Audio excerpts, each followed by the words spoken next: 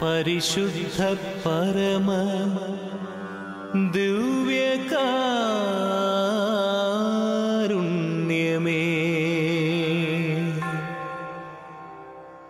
നിനക്കാരാധനയും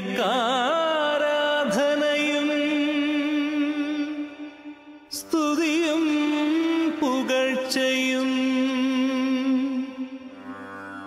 എന്നും എപ്പോഴും ഉണ്ടായിരിക്കട്ടെ. ആമേൻ, ആമേൻ,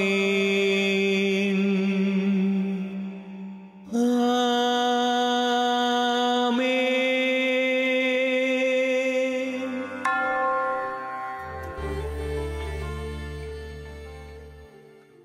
ഈശോ മിശിഹായ്ക്ക് സ്തുതിയായിരിക്കട്ടെ. ഇമ്മാനുവേലിൻ്റെ പുതിയൊരു എപ്പിസോഡിലേക്ക് എല്ലാവർക്കും സ്വാഗതം.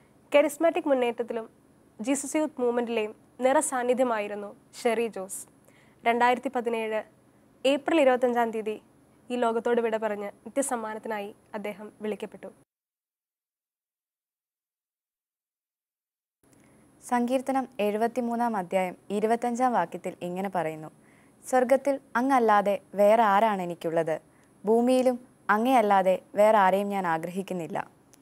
ഈ വചനങ്ങൾ ഷെറിയുടെ ജീവിതത്തിൽ വളരെ അർത്ഥപൂർണമായിരുന്നു. ദിവ്യകാരന് ഈശോയെ ഒരുപാട് സ്നേഹിച്ച ഒരു വ്യക്തിയായിരുന്നു ഷെറി. വേദനയുടെ മൂർധന്യാവസ്ഥയിലും വിശുദ്ധ കുർബാന മുടക്കുക അദ്ദേഹത്തിന് ചിന്തിക്കാൻ പോലും സാധ്യമല്ലായിരുന്നു. ഇമ്മാനുവേലിൻ്റെ ഈ എപ്പിസോഡിൽ ഷെറിയുടെ ഭാര്യ സ്വപ്നയെയും മക്കളെയും നമുക്ക് പരിചയപ്പെടാം. ഞാൻ സ്വപ്ന ഷെറി, ജീസസ് യൂത്തിലെ ഷെറിയുടെ ഭാര്യയും മക്കളുമാണ്. മൂത്താൾ സെനോ ജോസ് 6ാം ക്ലാസ്സിൽ പഠിക്കുന്നു. രണ്ടാമത്തെ ആൾ ഇയാൻ ജോസ് ഇപ്പോൾ 4ലേക്ക്. ഇവർ രണ്ടുപേരും ഹോം സ്കൂളിംഗ് ആണ്. ഞങ്ങൾ വരാപ്പുഴ അതിരൂപതയിലെ സെൻറ്റ് ജൂഡ് ഉണിച്ചിറ ഇടവയിലെ കുടുംബാംഗങ്ങളാണ്. 2006 ജൂലൈ 9 ഞങ്ങളുടെ വിവാഹം. അന്നൊരു പ്രത്യേകത കൂടി ഉണ്ടായിരുന്നു. അന്ന് വേൾഡ് യൂത്ത് ഡേ കൂടിയായിരുന്നു. കുർബാനയിലെ പ്രസംഗത്തിൽ അച്ഛൻ പറയുമ്പോഴാണ് അങ്ങനെ ആ ഒരു ദിവസം അങ്ങനെ ആ ഒരു ഡേ ആണെന്ന് ഞങ്ങൾ തന്നെ തിരിച്ചറിയുന്നത്. ഷെറിച്ചേട്ടൻ ജീസസ് യൂത്തിലെ ഒരു സജീവ അംഗമായിരുന്നു. ഡെക്കറേഷൻ മിനിസ്ട്രിയുമായിട്ട് ബന്ധപ്പെട്ടാണ് കൂടുതലും ഷെറിച്ചേട്ടൻ ജീസസ് യൂത്തിലുണ്ടായിരുന്നത്. ഓരോ കുർബാനയിലും വിശുദ്ധ കുർബാനയുടെ ആരാധനയിലും ഒക്കെ അൾത്താര അലങ്കരിക്കാനും ആരാധനയുടെ വിഷയവുമായി ബന്ധപ്പെട്ട് സ്റ്റേജ് അറേഞ്ച് ചെയ്യാനും ഒക്കെ ഷെറിച്ചേട്ടൻ വളരെ ഉത്സാഹവും അതിനൊരു പ്രത്യേക കഴിവ് തന്നെ ദൈവം കൊടുത്തതുപോലെ തന്നെ എനിക്കും ഫീൽ ചെയ്തിട്ടുണ്ട്. ഷെറിച്ചേട്ടൻ്റെ ഈ വിവാഹാലോചന ഞങ്ങളുടെ വീട്ടിലേക്ക് വരുമ്പോൾ കുറച്ച് തടസ്സങ്ങളുണ്ടായിരുന്നു. കാരണം 2002 ഷെറിച്ചേട്ടന് ഒരു അസുഖത്തിൻ്റെ ഇത് ലക്ഷണങ്ങൾ കാണിച്ചു തുടങ്ങിയായിരുന്നു. 2003 സർജറി കഴിഞ്ഞ് ബയോപ്സിക്ക് അയച്ചപ്പോഴത്തേക്കും അത് ബ്രെയിനിലൊരു ട്യൂമറിൻ്റെ ഇതായിരുന്നു, ഗ്രേഡ് 2 ആണെന്ന് പറഞ്ഞു. അതിനുശേഷം റേഡിയേഷൻ എടുക്കലും എല്ലാം കഴിഞ്ഞതാണ്. എൻ്റെ വീട്ടിൽ ഈ ഒരു പ്രപ്പോസൽ വരുമ്പോൾ വീട്ടിലെല്ലാവരും എതിർത്തപ്പോഴും എൻ്റെ മനസ്സിൽ ആദ്യം വന്നത് ഒരു അസുഖത്തിൻ്റെ പേരിൽ ഒരാളെ മാറ്റി നിർത്തുക എന്ന് പറയുന്നത് എനിക്കത്ര നന്നായിട്ട് ഫീൽ ചെയ്തില്ല. കാരണം അസുഖം ആർക്കും എപ്പോൾ വേണമെങ്കിലും വരാം, ഒരു കല്യാണം കഴിഞ്ഞിട്ടായാലും വരാം. അപ്പം നമ്മളിത് സ്വീകരിക്കണ്ടേ എന്നുള്ളൊരു മനോഭാവമായിരുന്നു. വിവാഹത്തിന് ശേഷം എനിക്ക് തോന്നുന്നു ഷെറിച്ചേട്ടൻ്റെ വിവാഹത്തിന് ശേഷം ഞാൻ പ്രാർത്ഥിച്ചിരുന്ന കുറച്ച് പ്രാർത്ഥനകളുണ്ടായിരുന്നു. എൻ്റെ വുഡ് ബി ഇങ്ങനെ ആയിരിക്കണം എന്നുള്ള രീതിയിൽ. അതെല്ലാം കറക്റ്റായിരുന്നു. ശരിക്കും ഒരു അസുഖം എന്ന് മാത്രമേ ശരിക്കും പറഞ്ഞാൽ മാറ്റി നിർത്താനായിട്ടുള്ള ഒരു ഇതായിട്ട് വീട്ടുകാർ വെച്ചുള്ളൂ. ബാക്കി എല്ലാത്തിലും വീട്ടുകാർക്ക് അഭിപ്രായ വ്യത്യാസമൊന്നും ഇല്ലായിരുന്നു. അതിനുശേഷം സർജറി കഴിഞ്ഞു. പിന്നെ ഈ ഒരു അസുഖത്തിൻ്റെ ലക്ഷണം രണ്ടാമത് കണ്ടുവന്നത് 2015 2015 ഹോക്കിയുടെ ഒരു വെറ്ററൻസ് ടൂർണമെൻറ്റിന് വേണ്ടി ഷെറിച്ചേട്ടൻ പ്രാക്ടീസ് ചെയ്യാൻ വേണ്ടി മാരേജ് ഗ്രൗണ്ടിൽ പോയപ്പോൾ ഒരു പ്രാവശ്യം സിഷേഴ്സ് വന്നു. ആ ഇതിൽ പിന്നെ ഹോസ്പിറ്റലിൽ പോയപ്പോഴാണ് ഇത് മുൻപുണ്ടായിരുന്ന ഇതിൻ്റെ ഒരു തുടർച്ചയായിട്ട് വരുന്നതാണോ എന്നൊരു സംശയം ഡോക്ടേഴ്സ് പറഞ്ഞ് ട്രീറ്റ്മെൻറ്റ് സ്റ്റാർട്ട് ചെയ്യുകയും ചെയ്തത്. ഷെറിച്ചേട്ടൻ ഒരു ഹോക്കി പ്ലെയർ കൂടിയായിരുന്നു, നാഷണൽ ഹോക്കി പ്ലെയറും കൂടിയായിരുന്നു. 5 വർഷം നാഷണലിന് വേണ്ടി കളിച്ചിട്ടുള്ള വ്യക്തിയാണ്. ട്രീറ്റ്മെൻറ്റ് തുടങ്ങി 2015 ട്രീറ്റ്മെൻറ്റ് സ്റ്റാർട്ട് ചെയ്തു. 2016 ആൾക്ക് കണ്ടിന്യൂസ് തലവേദന വന്നു തുടങ്ങി. തലവേദന വരുമ്പോൾ ആദ്യം ഷെറിച്ചേട്ടൻ പറഞ്ഞുകൊണ്ടിരുന്ന വെച്ചത് വെയിലത്ത് പോയി യാത്ര ചെയ്ത് വരുമ്പോൾ ഉള്ളൊരു ക്ഷീണം, തളർച്ച അങ്ങനെയായിരുന്നു. പിന്നീട് തലവേദന കൂടി വന്നു. വീണ്ടും ഹോസ്പിറ്റലിൽ പോയി. MRI എടുത്തപ്പോഴാണ് ട്യൂമറിൻ്റെ ഒരു ചെറിയൊരു വളർച്ച കാണുന്നത്. അങ്ങനെ ഞങ്ങൾ വീണ്ടും സർജറിക്ക് വേണ്ടി റെഡിയായി. ഒക്ടോബറിൽ സർജറി ആയിരുന്നു, ഒക്ടോബർ 5-നായിരുന്നു സർജറി കഴിഞ്ഞ് ബയോപ്സി റിസൾട്ട് വന്നപ്പോഴത്തേക്കും ട്യൂമറിൻ്റെ സ്റ്റേജ് വ്യത്യാസം വന്നായിരുന്നു. വീണ്ടും കീമോയും റേഡിയേഷനും ഡോക്ടേഴ്സ് പറഞ്ഞ്. അപ്പം ഞങ്ങളെടുത്തൊരു തീരുമാനം ഉണ്ടായിരുന്നു, എന്ത് ട്രീറ്റ്മെൻറ്റ് തുടങ്ങുന്നതിന് മുമ്പ് വിശുദ്ധ കുർബാന സ്വീകരിക്കാതെ ഞങ്ങൾ ഒരു ട്രീറ്റ്മെൻറ്റിലേക്കും ഇല്ല. ഒരു കീമോ എടുത്താലും റേഡിയേഷൻ എടുത്താലും അതിന് മുൻപ് ഈശോ എന്നുള്ള വൈദ്യനെ ഞങ്ങൾ സ്വീകരിക്കും എന്നുള്ളത്. രാവിലെ എഴുന്നേറ്റ് കുർബാനയ്ക്ക് പോവുക എന്നത് പറയുന്നത് സർജറി കഴിഞ്ഞതിന് ശേഷം ഷെർച്ചേട്ടന് അത്ര പറ്റില്ലായിരുന്നു. രാവിലെ 6 മണിക്ക് എഴുന്നേൽക്കുവാൻ സാധിക്കില്ലായിരുന്നു. ഞങ്ങൾ ട്രീറ്റ്മെൻറ്റിന് പോകുന്ന സമയത്ത് ആ ടൈമിൽ ഞങ്ങൾ POC ചെല്ലുമ്പോൾ ആ വഴി ഞങ്ങൾ പോകും. POC ചെല്ലുമ്പോൾ ഏതെങ്കിലും അച്ഛന്മാർ ഞങ്ങൾക്ക് വേണ്ടി അവൈലബിൾ ആയിട്ട് കുർബാന എഴുതി തന്നിരുന്നു.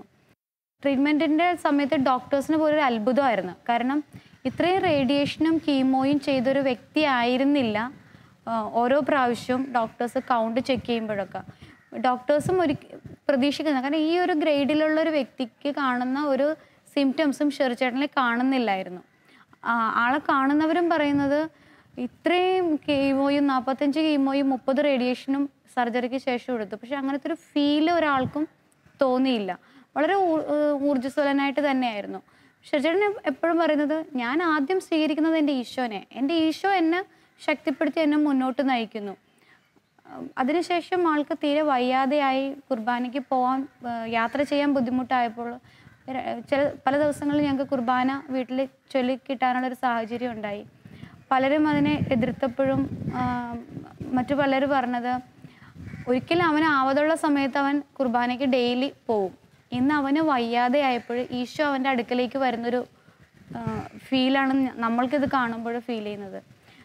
ഹോസ്പിറ്റലിലായിരിക്കുമ്പോഴെല്ലാം അച്ഛന്മാർ ദിവ്യകാരുണ്യവുമായിട്ട് വരുമായിരുന്നു. ഹോസ്പിറ്റലിൽ ICUലും സർജറിയുടെ അന്നും സർജറി കഴിഞ്ഞിട്ടും ഒക്കെ ഷെർച്ചേട്ടൻ ICUലായിരിക്കുമ്പോഴൊക്കെ കുർബാന സ്വീകരിക്കുമായിരുന്നു.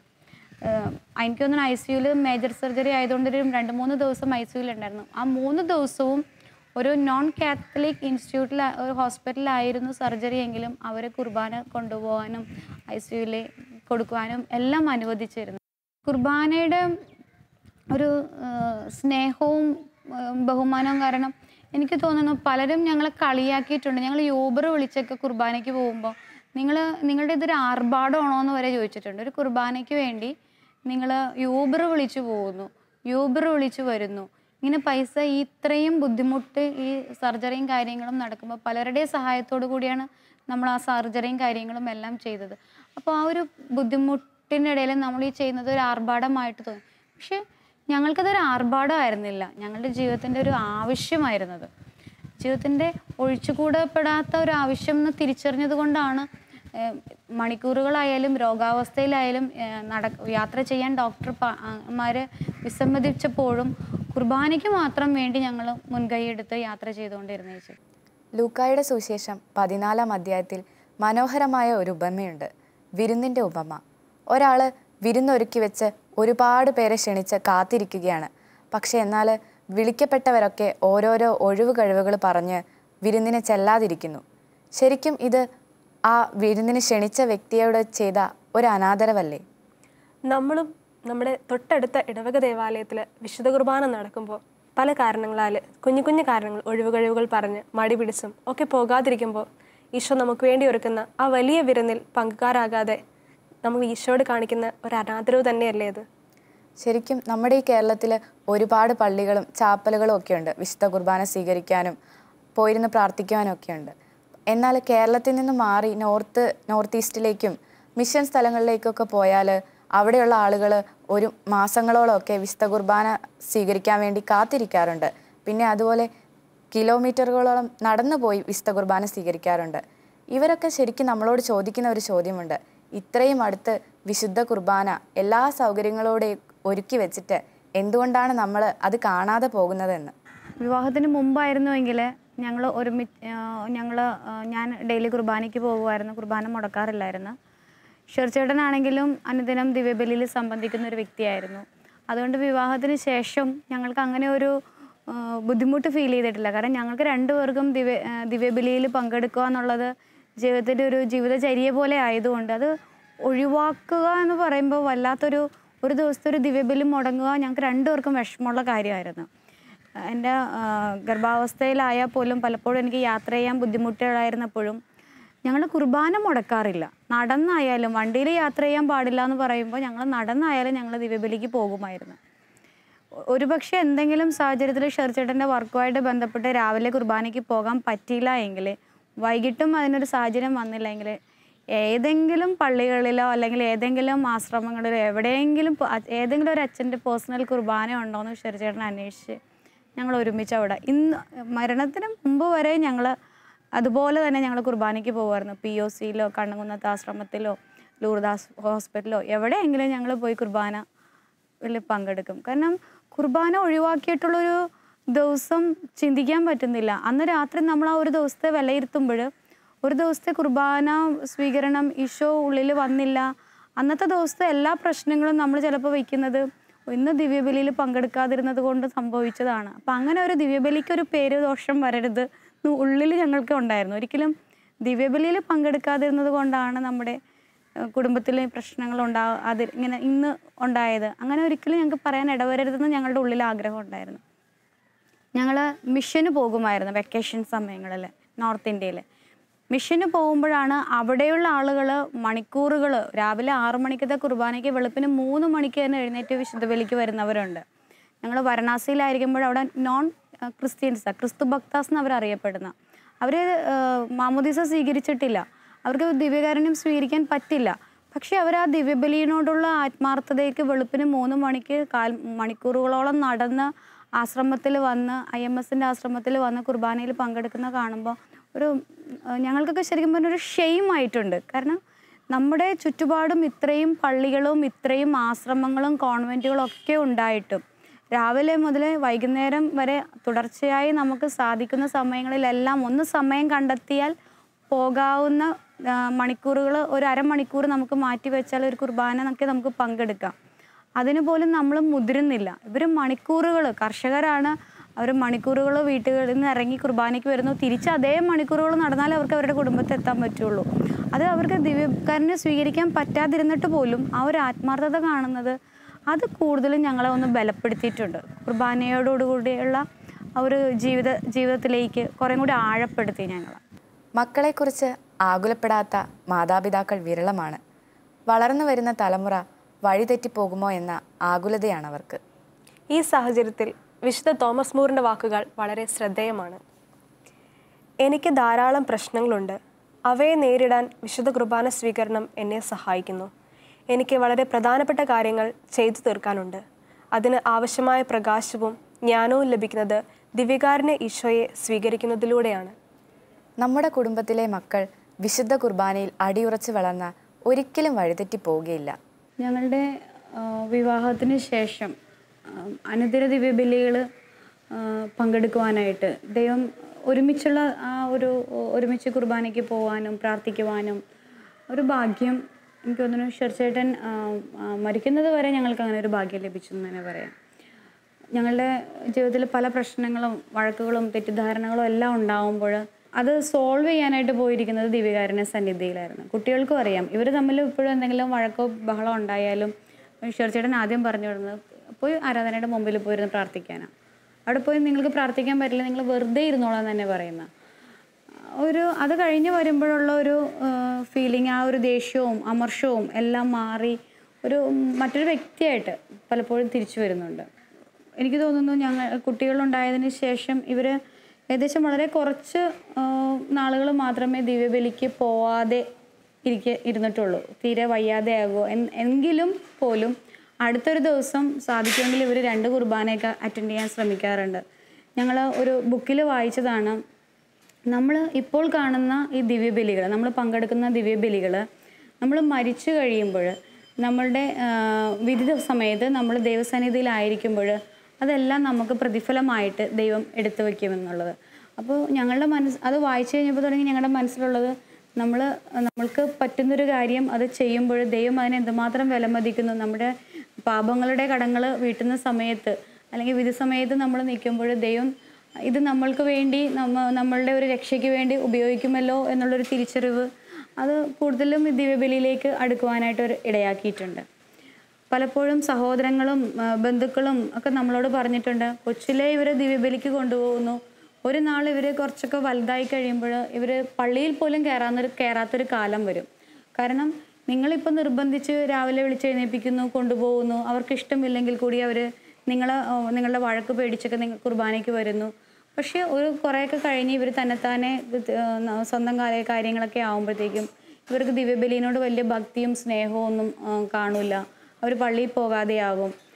അന്ന് ഈശ്വരച്ചേട്ടൻ അവരോട് പറഞ്ഞിരുന്നൊരു മറുപടി, അങ്ങനെ എന്തെങ്കിലും സംഭവിക്കുകയാണെങ്കിൽ ഇന്ന് ഇവർ ഈ കാണുന്ന അല്ലെങ്കിൽ ഇന്ന് അർപ്പിക്കുന്ന ഈ ദിവ്യബലികൾ ഇവരുടെ തിരിച്ചുവരവിന് ദൈവം ഉപയോഗിക്കുമെന്നുള്ളതാണ്. യോഹന്നാന്റെ സുവിശേഷം 6-ാം അധ്യായം 54-ാം വാക്യം ഇങ്ങനെ പറയുന്നു, എൻ്റെ ശരീരം ഭക്ഷിക്കുകയും എൻ്റെ രക്തം പാനം ചെയ്യുകയും ചെയ്യുന്നവനിൽ നിത്യജീവനുണ്ട്. ഈശോയുടെ എല്ലാ വാഗ്ദാനങ്ങളും ഈ ലോകത്ത് പൂർത്തിയാകുന്നതല്ല, ചിലത് സ്വർഗത്തിൽ നിത്യതയിൽ പൂർത്തിയാകേണ്ടതാണ്. ഒരു പക്ഷേ നമ്മൾ ഒത്തിരി പ്രാർത്ഥിച്ചിട്ടും ആഗ്രഹിച്ചിട്ടും നമ്മുടെ ഏറ്റവും പ്രിയപ്പെട്ടവർ നമ്മിൽ നിന്നും വേർപെട്ടു പോകുമ്പോൾ നമുക്ക് ഒത്തിരി വേദന അനുഭവിക്കാറുണ്ട്. ഒരു ചങ്ക് പൊട്ടുന്ന വേദന നമുക്കിടയ്ക്ക് ഉണ്ടാവാറുണ്ട്. പക്ഷേ നമുക്കൊരു കാര്യം ഉറപ്പുണ്ട്, ദിവികാരുണ്യം സ്വീകരിക്കുകയും ഈശോയെ ഒത്തിരി സ്നേഹിക്കുകയും ചെയ്യുന്നവർ നിത്യതയിൽ അവർ നമുക്കായി കാത്തിരിക്കുമെന്ന്. അതോടൊപ്പം അവർ നമുക്ക് വേണ്ടി നിത്യതയിൽ ഈശോയുടെ മാധ്യസ്ഥ അപേക്ഷിച്ചുകൊണ്ടിരിക്കുകയായിരിക്കുമെന്ന്. ഫിലിപ്പി 3-ാം അധ്യായം 20-ാം വാക്യത്തിൽ പൗലോസ്ലിഹ നമ്മെ ഓർമ്മിപ്പിക്കുന്നുണ്ട്, എൻ്റെ പൗരത്വം സ്വർഗത്തിലാണ്. നമ്മൾ ഈ ലോകത്തെ വഴിപോക്കരാണ്. നമ്മുടെ അന്തിമമായ ലക്ഷ്യം എന്ന് പറഞ്ഞത് സ്വർഗം ലക്ഷ്യമാക്കി ജീവിക്കുക എന്നതാണ്. ഓരോ ദിവസം ചെല്ലുന്നോറും ഷെർച്ചേട്ടൻ്റെ അവസ്ഥ ബോസായി വരുമായിരുന്നു. അപ്പം വെള്ളിയാഴ്ച ആയപ്പോഴത്തേക്കും അച്ഛൻ പറഞ്ഞു നമുക്ക് രോഗീലേപനം കൊടുക്കാം എന്ന് പറഞ്ഞു. രോഗീലേപനം കൊടുക്കാൻ അച്ഛൻ വന്നു. അപ്പോഴത്തേക്കും ആളുടെ ഓർമ്മയൊക്കെ പൂർണ്ണമായിട്ട് മാറിയൊരു സമയമായിരുന്നു. കുർബാന ദിവ്യകാരുണ്യം അച്ഛൻ എങ്ങനെ കൊടുക്കും എന്നിങ്ങനെ ഒരു കൺഫ്യൂഷനിൽ നിൽക്കുമ്പോൾ അച്ഛൻ പറഞ്ഞു നമുക്ക് ട്യൂബിലൂടെ ഫുഡ് കൊടുക്കുന്ന പോലെ തന്നെ നമുക്ക് വെള്ളത്തിൽ ഇത് ചെയ്ത് കൊടുക്കാമെന്ന് ആദ്യം തീരുമാനം എടുത്തു. അപ്പം നോക്കിയിരുന്ന വെച്ചാൽ നേഴ്സ് പറഞ്ഞു, അച്ഛാ ഈ ചേട്ടനിൽ എന്തോ ഒരു പ്രത്യേകതയുണ്ട്, വന്നപ്പം മുതൽ ഞങ്ങൾ ഈ ചേട്ടനെ കുറിച്ച് സംസാരിക്കുക, എന്തോ ഒരു വ്യത്യാസം ഈ ചേട്ടനിലുണ്ട്, ഈ ചേട്ടൻ നാവിൽ തന്നെ സ്വീകരിക്കും എന്ന് പറയുന്ന എൻ്റെ സിസ്റ്റർ പറയും, എൻ്റെ മനസ്സ് പറയുന്നു ഈ ചേട്ടൻ സ്വീകരിക്കും. അച്ഛൻ ദിവ്യകാരുണ്യം കൊടുത്തോ, ഞാൻ വെള്ളത്തിൻ്റെ ഡ്രോപ്പ് ഇട്ടിട്ട് അത് അലിയിപ്പിച്ച് കളഞ്ഞോളാം എന്ന് പറഞ്ഞു. ഞങ്ങൾ ഒരു പരിചയമില്ലാത്ത ഒരു നേഴ്സ് ICUവിൽ ഒന്നും സംസാരിക്കാതെ കിടക്കുന്ന ഷെർച്ചേട്ടനെ പറ്റി പറഞ്ഞൊരു അഭിപ്രായം അത്. അച്ഛൻ ദിവ്യകാരുണ്യം ഇതിൻ്റെ കുറച്ചെടുത്ത് നാവിൽ വെച്ചു. അച്ഛൻ നാവിൽ വെച്ചപ്പോൾ അത് നാവിൻ്റെയും പല്ലിൻ്റെയും ഇടയിലേക്ക് ഇത് പെട്ടെന്ന് വീണു. ആ കോമ സ്റ്റേജിൽ കിടക്കുന്ന ആ വ്യക്തി പതിയെ നാവ് കൊണ്ട് ആ ഓസ്തി എടുത്ത് നാവിൽ വെച്ചു. ഞങ്ങൾക്കതൊരു അത്ഭുതമായിരുന്നു. ഞങ്ങളത് ഷെർച്ചേട്ടൻ്റെ സ്പിരിച്വൽ ഫാദറുമായിട്ട് ഷെയർ ചെയ്തപ്പോൾ അച്ഛൻ പറഞ്ഞത് അവനറിയാം അത് ദിവ്യകാരുണ്യമാണ്, അത് ഈശോയാണെന്ന്. അവൻ്റെ അബോധ മനസ്സിൽ അവന് ഉണർവുണ്ട്, അതുകൊണ്ടായിരിക്കാം അവനത് വിശ്വാസത്തോടെ. കാരണം ഞങ്ങൾക്കത് അത്ഭുതം. കാരണം ഒരിക്കലും ഒന്നിനോടും പ്രതികരിക്കാതെ കിടന്ന് ഷെർച്ചേട്ടൻ ഈ നാവിൻ്റെ ഇടയിൽ വീണ ആ ഒരു ഓസ്തി എടുത്ത് നാവിൽ സ്വീകരിച്ചു. സിസ്റ്റർ ഒരു ഡ്രോപ്പ് വെള്ളം ഇട്ട് കൊടുത്തു, അത് അലിയിപ്പിച്ചു. ഞങ്ങൾ കണ്ടുകൊണ്ട് നിൽക്കുക. ഞങ്ങൾക്കൊരു വിശ്വാസത്തിൽ പറയാൻ പറ്റുന്നില്ല, ഇങ്ങനെയും ദൈവം നമ്മളെ ഷെർച്ചേട്ടൻ അപ്പോഴും ഞങ്ങളുടെ വിശ്വാസം കൂടുമായിരുന്നു. ഷെർച്ചേട്ടൻ സുഖപ്പെട്ട് വരും എന്നുള്ളൊരു പ്രത്യാശ ആ സമയത്ത് കൂടി. എല്ലാ ദിവസവും തീർത്തും ഇതായപ്പോഴത്തേക്കും കുർബാന സ്വീകരണം കിട്ടാതെയായി ഷെർച്ചേട്ടൻ. കാരണം ആൾ ഓർമ്മയില്ലാത്തതുകൊണ്ട് കൊടുക്കാൻ പറ്റാത്തൊരവസ്ഥ. അപ്പോൾ എന്നോട് അച്ഛൻ പറഞ്ഞു, ഭാര്യ ഭർത്താക്കന്മാരെന്ന് പറയുന്നത് ഒരു ശരീരവും ഒരാത്മാവുമാണ്. നീ സ്വീകരിക്കുമ്പോൾ അത് ഷെർച്ചേട്ടന് കിട്ടുന്നുണ്ട്. അങ്ങനെ ഞാൻ ഡെയിലി കുർബാനയ്ക്ക് തൊട്ടടുത്ത് പള്ളിയുടെ തൊട്ടടുത്ത് പള്ളി ഉണ്ടായിരുന്നു. അവിടെ പോകുമ്പോൾ ഞാൻ കുർബാന സ്വീകരിക്കുമ്പോൾ ഞാൻ പറയുമായിരുന്നു, ഈശോയെ ഇതെൻ്റെ മനസ്സിൻ്റെയും ശരീരത്തിൻ്റെയും ഭക്ഷണമായി തീരുന്നതോടൊപ്പം എൻ്റെ ഭർത്താവിൻ്റെയും മനസ്സിൻ്റെയും ശരീരത്തിൻ്റെയും ഭക്ഷണമായി നീ മാറണേന്ന്. ഒരുപക്ഷെ നമുക്കൊക്കെ പറ്റാവുന്ന ഒരു വീഴ്ചയുണ്ട്. ഇന്ന് വിശുദ്ധ കുർബാന ഒരു ചടങ്ങോ അനുഷ്ഠാനമോ ഒക്കെ ആക്കി മാറ്റുകയാണ് നമ്മൾ. എന്നാൽ ഷെറി അങ്ങനെ ആയിരുന്നില്ല. ഈശോയുമായുള്ള ഒരു വ്യക്തിബന്ധമായിരുന്നു വിശുദ്ധ കുർബാന. ഈശോയെ എല്ലാറ്റിനും ഉപരിയായി സ്നേഹിച്ച ഷെറി തൻ്റെ ജീവിത പങ്കാളിയെയും മക്കളെയും തന്നേക്കാൾ ഉപരിയായി ഈശോയെ സ്നേഹിക്കാൻ പഠിപ്പിച്ചു. അതിനാൽ തന്നെ ഷെറിയുടെ വേർപാട് ഒരിക്കലും ആ കുടുംബത്തെ തളർത്തിക്കളഞ്ഞില്ല, തകർത്തു കളഞ്ഞില്ല. പിന്നീട് എൻ്റെ മനസ്സിൽ വന്നിരുന്ന 2-3 കാര്യങ്ങൾ, ഷെർച്ചേട്ടന് എന്തുകൊണ്ട് ഇത് സംഭവിച്ചു, ഇത്രയും പ്രാർത്ഥനയും ഇത്രയും ഈശോയോടുള്ള സ്നേഹവും ഈശോയ്ക്ക് വേണ്ടി ഒത്തിരി കാര്യങ്ങൾ ജീസസ് യൂത്തിലൂടെ ചെയ്തിട്ടും ഷെറിച്ചേട്ടന് ഇങ്ങനൊരു ഇത് വന്നതിൽ എന്തുകൊണ്ട് ദൈവം ഞങ്ങളോട് ഇങ്ങനെ ചെയ്തു എന്നുള്ളൊരു ചോദ്യം എനിക്ക് വന്നായിരുന്നു. ആ സമയത്ത് എൻ്റെ മനസ്സിൽ വന്നൊരു പിക്ചർ, ഷെറിച്ചേട്ടൻ ഭൂമിയിൽ നിന്ന് ഈശോ വിളിക്കുമ്പോൾ ഒറ്റയ്ക്കാണ് പോയത്. കൂടെ ഒരു ഭാര്യയെയോ മക്കളെയോ പ്രിയപ്പെട്ട സുഹൃത്തുക്കളെയോ സഹോദരങ്ങളെയോ ആരെയും കൊണ്ടുപോയില്ല. ഒറ്റയ്ക്ക് ഈശോയുടെ മുമ്പിൽ വിധിന്യായത്തിന് മുമ്പിൽ നിന്നിരിക്കുന്നത്. അപ്പോൾ ഈശോ വിലമതിക്കുന്നത് എപ്പോഴും ആ ഈശോയുമായിട്ടുള്ളൊരു ബന്ധത്തിൻ്റെ ഒരു ആഴത്തിൻ്റെ ആ ഒരു അളവിലായിരിക്കാം ഷെറിച്ചേട്ടൻ്റെ വിധി നടന്നത്. അപ്പം ഞങ്ങളും ഇതുപോലെ ജീവിച്ചാൽ മാത്രമല്ലേ സ്വർഗത്തിൽ ഞങ്ങൾക്ക് ഷെറിച്ചേട്ടൻ്റെ ഒപ്പം ജീവിക്കാൻ പറ്റുള്ളൂ. കാരണം ഈശോയോട് കൂടെ ആയിരിക്കുന്നവൻ പലതിനോടും നോ പറയേണ്ടി വരും. ഈശോ തന്നെ പറയുന്നുണ്ട്, എന്നെ പിന്തുടരാൻ ആഗ്രഹിക്കുന്നവൻ തൻ്റെ കുരിശുമെടുത്ത് എൻ്റെ പിന്നാലെ വരട്ടെ. അപ്പോൾ ചിലത് നമുക്ക് മാറ്റിവെക്കേണ്ടി വരും. ചില കാര്യങ്ങളോട് നമ്മൾ യെസ് പറയണം. നമുക്ക് ഇഷ്ടമില്ലാത്ത പലതിനോടും നമ്മൾ ചിലപ്പോൾ യെസ് പറയേണ്ടി വരും ഈശോയ്ക്ക് വേണ്ടി. ഇതെല്ലാം ഇപ്പോൾ ഞങ്ങളുടെ മുന്നിലുള്ളതെന്ന് വെച്ചാൽ ഷെറിച്ചേട്ടനായിരിക്കുന്നിടത്ത് ഞങ്ങളും ആയിരിക്കുക എന്നുള്ളൊരു കാഴ്ചപ്പാടിലേക്ക് ഞങ്ങളുടെ ജീവിതത്തിൻ്റെ സത്യത്തിൽ എൻ്റെ ജീവിതത്തിൻ്റെ കാഴ്ചപ്പാട് തന്നെ ഒരു മരണം മാറ്റിയായിരുന്നു. വീണ്ടും ഷെറിച്ചേട്ടൻ്റെ മരണത്തിന് ശേഷം പല കാര്യങ്ങളിലും ജീവിതത്തിൻ്റെ പല അവസ്ഥകളിലും പകച്ചു നിൽക്കേണ്ട ഒരു അവസ്ഥ വന്നിട്ടുണ്ട്. പക്ഷേ അവിടെ എന്ത് ചെയ്യണം, എങ്ങനെ പെരുമാറണം, എങ്ങനെ തീരുമാനങ്ങൾ എടുക്കണം എന്നുള്ളതൊക്കെ ഉള്ളിലൊരു ഉൾപ്രേരണ പോലെ തോന്നുന്നുണ്ട്. കാരണം ഇന്നതുപോലെ ചെയ്യുക, ഇന്ന കാര്യം ചെയ്യുക, നമ്മളോട് ആരോ പറയുന്ന പോലെ. എൻ്റെ ഒരു സുഹൃത്ത് എന്നോട് ചോദിച്ചു, നീ എങ്ങനെ ഇതൊക്കെ ചെയ്തു എന്ന് ചോദിച്ചപ്പോൾ ഞാൻ പറഞ്ഞു, എൻ്റെ ഭർത്താവാണ് മരിച്ചത്, എൻ്റെ കർത്താവ് മരിച്ചിട്ടില്ല. കാരണം ഞാൻ എൻ്റെ ഈശോയായിട്ടുള്ള ബന്ധം ഇതുവരെ നഷ്ടപ്പെടുത്തിയിട്ടില്ല. ഞങ്ങൾ ഷെറിച്ചേട്ടൻ മരിച്ചെങ്കിലും ഞങ്ങൾ പതിവ് പോലെ തന്നെ ഷെറിച്ചേട്ടൻ ഇല്ല എന്ന് മാത്രമേ ഉള്ളൂ. ഞങ്ങളെല്ലാ മക്കളും അമ്മയും ഞാനും അമ്മയും എല്ലാവരും ഡെയിലി കുർബാന മുടക്കാതെ പോകുന്നുണ്ട്. ഞങ്ങൾ എങ്ങനെ ജീവിച്ചിരുന്നു അങ്ങനെ തന്നെ ഇന്നും ഞങ്ങളുടെ പരിസരത്ത് ജീവിക്കുന്നത്. ഞങ്ങളുടെ അയൽവാസികൾക്കും സന്തോഷമാണ് ഞങ്ങളുടെ ഒരു ജീവിതം കാണുമ്പോൾ. കാരണം അവരും ഞങ്ങളോട് പറയുന്നത്, ഷെറിയുടെ ആ ഒരു ചിരിച്ചിരിക്കുന്ന മുഖവും ഒരിക്കലും ഷെറി ഇവിടെ ഇല്ല എന്നുള്ളൊരു തോന്നൽ ഞങ്ങൾക്ക് ഉണ്ടാവുന്നില്ല.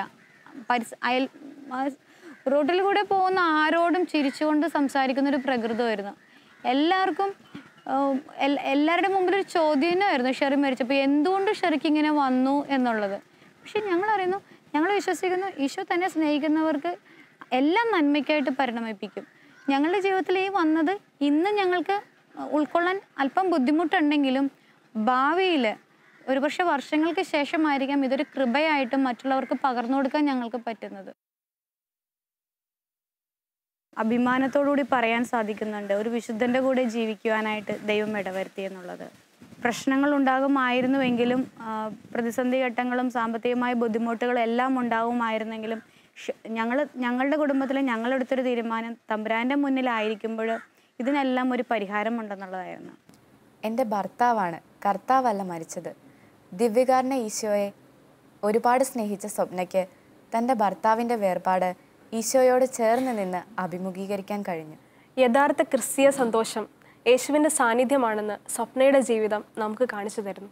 ഈശോ എന്താഗ്രഹിക്കുന്നു, എന്ത് ചെയ്യുമ്പോഴും ഞാൻ ഇപ്പോൾ ചെയ്യുന്നത് ഈശോ ഇത് ആഗ്രഹിക്കുന്നുണ്ടോ? എൻ്റെ ചിന്തകളിൽ, സംസാരങ്ങളിൽ, പ്രവൃത്തികളിൽ, ഈവൻ ഞങ്ങളുടെ കുടുംബത്തിലേക്ക് എന്ത് സംഭവിച്ചാലും, കുടുംബത്തിലേക്ക് വരുന്ന എന്ത് കാര്യത്തിലും ഈശോ ആഗ്രഹിക്കുന്നുണ്ടെങ്കിൽ മാത്രം സംഭവിച്ചാൽ മതി. ഈശോ ആഗ്രഹിക്കാത്ത ഒന്നും സംഭവിക്കണ്ട, എൻ്റെ ജീവിതത്തിലും കുട്ടികളുടെ ജീവിതത്തിലും. ആ ഒരു തീരുമാനം എൻ്റെ ഉള്ളിൽ, ഞാൻ ദിവ്യകാരുണ്യത്തിൻ്റെ മുമ്പിൽ പോയി ഇരുന്ന് മണിക്കൂറുകളോളം ഇരുന്ന് തന്നെയാണ്, ദൈവമേ ഈ ഒരു തീരുമാനത്തിൽ ഉറച്ചു നിൽക്കുവാനുള്ളൊരു ശക്തി എനിക്ക് തരണം. എനിക്ക് ഈശോ ആഗ്രഹിക്കാത്ത കാര്യങ്ങൾ എന്താണെന്ന് എനിക്ക് തിരിച്ചറിയാൻ പറ്റുന്നില്ല. പലരുടെയും പല അഭിപ്രായങ്ങളിൽ പെട്ട് ഏതാണ് ശരി ഏതാണ് തെറ്റെന്ന് എനിക്ക് തിരിച്ചറിയാൻ പറ്റാത്ത സാഹചര്യങ്ങൾ വന്നായിരുന്നു. അപ്പോൾ ഇതിൽ നല്ലത് തിരഞ്ഞെടുക്കുവാൻ ഈശോയെ നീ എന്നെ സഹായിക്കണം. ഞാൻ ഒറ്റയ്ക്കാണ്. മറ്റേത് എനിക്ക് ഷെറിച്ചേട്ടൻ ഉണ്ടായിരുന്നപ്പോൾ ഒരു അഭിപ്രായം ചോദിക്കായിരുന്നു, ഷെറിച്ചേട്ടൻ ഇങ്ങനെ ചെയ്യുന്നത് കൊണ്ട് എന്താണ്, അല്ലെങ്കിൽ ഞാൻ ഇങ്ങനെ ചെയ്തോട്ടെ, അല്ലെങ്കിൽ ഞാൻ അങ്ങനെ പറഞ്ഞോട്ടെ. ഇതിപ്പോൾ എനിക്ക് അങ്ങനെ ഒരു അവസ്ഥയില്ല, ഒരു ഫിസിക്കലി ഒരു പ്രസൻസ് എനിക്കില്ല. അപ്പോൾ ഞാൻ എടുക്കുന്നത് ശരിയോ തെറ്റോ എന്നുള്ളൊരു കൺഫ്യൂഷൻ എൻ്റെ ഭാഗത്ത് വന്നപ്പോൾ ഞാൻ കൂടുതൽ ദിവ്യകാരുണ്യത്തിലേക്ക് കൂടുതലായിട്ട് തിരിഞ്ഞു. കുട്ടികളെ ആയിട്ട് ഞാൻ ആരാധനയുടെ മുമ്പിൽ പോകും. ചില സമയത്ത് എനിക്ക് ഒന്നും പ്രാർത്ഥിക്കാൻ പറ്റാത്ത സാഹചര്യം, വെറുതെ നോക്കിയിരിക്കലും മാത്രമേ ഞാൻ ചെയ്തിട്ടുള്ളൂ. ആ സമയത്ത് ഷെറിച്ചേട്ടൻ ട്രീറ്റ്മെൻറ്റിനെടുത്ത 3 കാര്യങ്ങൾ ഞാൻ ഓർക്കും. ഷെറിച്ചേട്ടൻ ക്യാൻസർ ട്രീറ്റ്മെൻറ്റിലേക്ക് വന്നപ്പോഴത്തേക്കും സർജറി എന്ന് പറയുമ്പോൾ ഷെർച്ചേട്ടൻ്റെ ഒരു സുഹൃത്ത് ഡോക്ടർ സിന്ധു ചേച്ചി ഒരു പ്രാവശ്യം വീട്ടിൽ വന്നപ്പോൾ ഷെയർ ചെയ്തതാണ്. ഞാൻ സർജറിയിൽ നിന്ന് എടുക്കുന്നത് ദൈവവചനത്തോട് ബന്ധപ്പെട്ട ഇരുതല വാളിനേക്കാൾ മൂർച്ചയുള്ളതും ചേതനയിലും മജ്ജയിലും ഒക്കെ തുളച്ചു കയറുന്നതുമായ വചനം, ഒരു സർജറിക്ക് തുല്യം. അപ്പോൾ അനുദിനം ബൈബിള് വായിക്കുക. കീമോ എന്ന് പറയുമ്പോൾ നമ്മൾ മെഡിസിൻ എടുക്കുക. ദിവ്യകാരുണ്യം നമ്മൾ സ്വീകരിക്കുമ്പോൾ മെഡിസിൻ എടുക്കുന്നു. അതുപോലെ റേഡിയേഷൻ എന്ന് പറയുമ്പോൾ ഈശോയുടെ മുമ്പിൽ നമ്മൾ പോയി ഇരിക്കുമ്പോൾ നമ്മുടെ ഉള്ളിലുള്ള നമ്മുടെ ബോധമനസ്സിൽ അബോധ മനസ്സിലുള്ള എല്ലാം ഈശോ ക്ലെൻസ് ചെയ്യണം. ഈശോയുടെ തിരക്തത്താൽ കഴുകി ശുദ്ധീകരിക്കപ്പെടണം. ഈ ഒരു ഇതെല്ലാം എനിക്ക് ഈ സമയത്താണ്, ഷെർച്ചേട്ടൻ്റെ മരണശേഷമാണ് ഇതെല്ലാം എന്നിലേക്ക്, എൻ്റെ ജീവിതത്തിലേക്ക് കടന്നു വരുന്നത്. ഞാൻ ചില സമയത്ത് പ്രാർത്ഥിക്കാനൊന്നും പറ്റാറില്ല, വെറുതെ നോക്കിയിരിക്കും, സങ്കടങ്ങൾ പറയും, കരയും, തിരിച്ചു പോരും. പക്ഷെ പിന്നീട് എൻ്റെ ഉള്ളിൽ ഉയരുന്ന സ്വരം തിരിച്ചറിയാനായിട്ട് സാധിക്കാൻ തുടങ്ങി. സമയം എടുത്തുവെങ്കിലും പതിയെ അത് ബൈബിളിലൂടെ ആയാലും ചിലപ്പോൾ മറ്റുള്ളവരുടെ സംസാരത്തിലൂടെ ആയാലും ഇതാണ് ഈശോ എന്നിൽ നിന്ന് ആഗ്രഹിക്കുന്നത്, ആ ഒരു വഴി ഒന്ന് സെലക്ട് ചെയ്യാനായിട്ട് സാധിച്ചു. ദിവ്യകാരുണ്യത്തെ കൂടുതൽ അറിയുവാനും കൂടുതൽ ആഴപ്പെട്ട് ജീവിക്കുവാനും ഇമ്മാനുവേൽ എന്ന ഈ പ്രോഗ്രാമിലൂടെ എല്ലാവർക്കും സാധിക്കട്ടെ എന്ന് നമുക്ക് ആത്മാർത്ഥമായി പ്രാർത്ഥിക്കാം. അതിനുവേണ്ടി മാധ്യസ്ഥ്യം യാചിച്ച് നമുക്ക് തിരുഹൃദയ ജപമാല ചൊല്ലാം.